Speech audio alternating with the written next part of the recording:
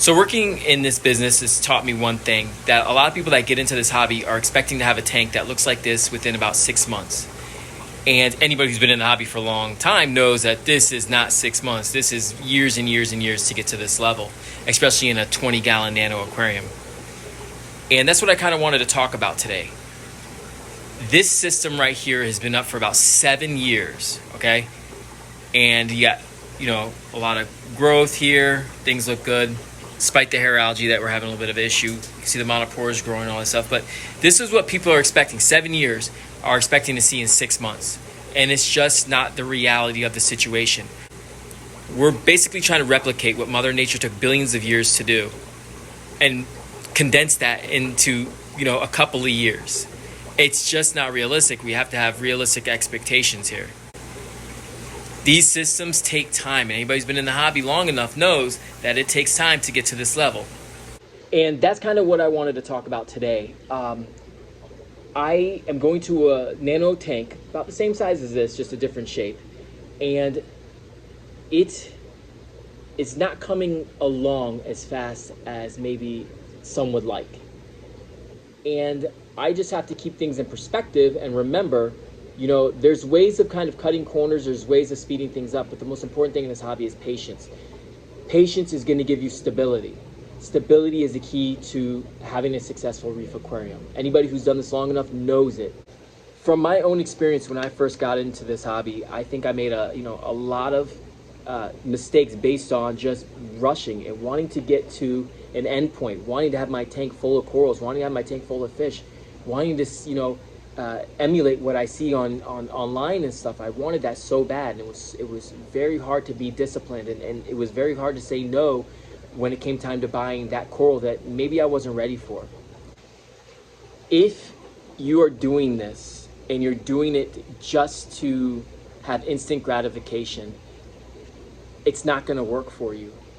Go ahead and do fresh water. Fresh water, you can have a system up quicker. Plants grow faster. They're a little bit easier to maintain. If you're looking for something that's going to give an immediate impact, go with freshwater systems. Do not do saltwater tanks.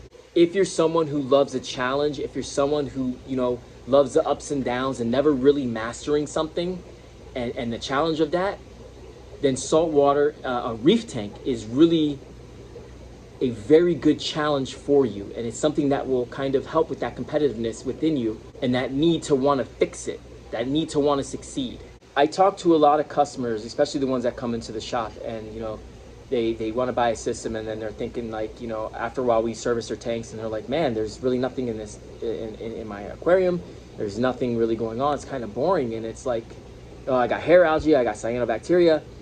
The casual person doesn't understand that that's part of the process, right? Getting those bacteria, getting those algae blooms, it's all part of the process, right? Like we're not going to snap our fingers and suddenly, boom, we're replicating the ocean. This takes time. And the more you mess with it, the more you try to tweak things, the more impatient you are, the more you're going to set that clock back even more. So we're going to go to a tank today, and I'm just going to give you an example of this tank that we're working on right now and why it's so important to have patience. And even though it can be frustrating, I know, why I'm still confident that this tank, this system that's only been up for 2 months is still headed in the right direction. Now, most people say 2 months, you should have this tank full of coral. Just 2 months, this tank should look like this and that. Okay, that's fine if that's what you believe, but we are here at Tanknicians, we are a quarantine shop, which means we painstakingly quarantine our fish, which takes up to 6 weeks. We painstakingly quarantine our coral, which means we inspect them for, we try to minimize any pest that's going in your tank. And if you're spending money on a coral, we want to make sure that your system is ready for that. So we're very thorough, and we very much want to see our customers succeed. So we don't believe in cutting corners. And that does take, a bit of just kind of taking a step back. So let's go ahead to the customer's house right now. And I think it's a 10 or 20 gallon ice cap saltwater tank. Let's go ahead and check it out, and I'll give you guys more of a rundown of what we're dealing with right now. All right, so here is the tank, little nano aquarium. It's probably been up for about, 2 months or so. And we were dealing with some green hair algae, but we use fluconazole to get rid of that. And now we are dealing with some cyanobacteria, all different types of bacteria blooms here. We have your reds, you have your greens. And we have some Monet cowries in here, some cleanup crew. There's only 2 fish in here, clownfish. There was an anemone, but the anemone, given the instability of the tank, is just not doing good. And that's understandable. It makes complete sense. The rocks, you can just look at the rocks and just tell that they're not really cured and fully developed. And this is what you get. Sand doesn't even look like it has a lot of stuff on it. Oh, got a bit of a scratch here on the glass right there. But yeah, maybe some copepods. I don't even see that many copepods in the tank. I'm looking right now. There's a couple. Yeah, there's a couple. There's some copepods. We've dosed copepods in here, but still not looking great. So I'm gonna test the water in a second to see what we're looking at here. But there's the anemone, looking pale. And look at its foot, it's like peeling off. It can barely attach, it's weak. Very, very weak. So yeah, definitely some issues with this system. And honestly, I don't think anemone is the right coral for this tank right now. I feel like anemone should come much later as the tank's a little bit more established. I think now a good choice would be zoas, pallies, mushroom corals, softies, things like that, just to help the tank get stabilized and help filter out some of this stuff. You guys know, if you watch my videos, I'm a big believer in starting off with those very easy to take care of corals first to get the tank established. You don't gotta go crazy. You can just do a couple of zoas. There's plenty of room for that. And you could put some stuff in the sand too that you could later take out, even like Kenya tree or something like that, that you could later take out. But I think putting some discus, putting some mushrooms in here, some zoas, would definitely benefit this tank for sure. Just having one single anemone in here, it's not going to really help balance the tank. This tank is just too in flux for an anemone to be successful. So today I'm going to test the water, see what we're looking at, and possibly, I don't want to do a chemi-clean treatment in here. I really don't. Well, let's test the water and see what we're looking at. All right, so here we are after the service. I brushed off the rocks best I could, siphoned up as much on the rocks as I possibly could, siphoned up all the cyanobacteria that was on the sand. The plan going forward, gonna have to kind of think about that. Nitrates are about 4, phosphates about 0.04, 0.06. I don't see any imbalance there. I think the plan going forward is probably, like I said, to start introducing biodiversity in this tank. So what I mean by that is probably adding some coral. So I'm thinking maybe some zoas. If the customer wants to do anemones in here, there's no reason why we couldn't do Kenya trees. So maybe some green Kenya trees, maybe some mushrooms, maybe some zoas, things like that. And then when that stuff starts to do good and help balance the tank, then we can go ahead and re-add the anemone. So I'll let the customer know that that's the plan. As far as cleanup crew, maybe some Naceris snails for the sand, keep it stirred up, eat whatever food left over that the clowns don't eat. That's where I'm at right now. We have dosed a bunch of copepods to the system already, multiple times. So I don't think that's a problem. But yeah, I think we start putting some coral in here, and light just went off.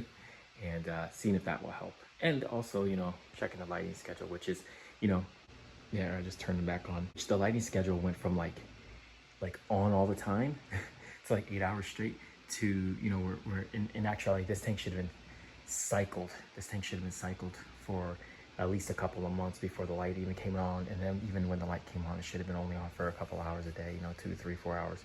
But it went from straight like water in the tank, rock in the tank, to light on. It's not surprising. I'm surprised the tank doesn't look worse, given how it hasn't really had a chance to kind of find itself. So most important thing though with the situation is to be patient. Patience. And everything will be fine. We're not, this tank doesn't look that bad. It looks actually pretty good. Cyanos, whatever. It's all pretty much simple fixes, but you gotta be patient. Otherwise, you're gonna make something that is simple a lot worse and extend for a lot longer.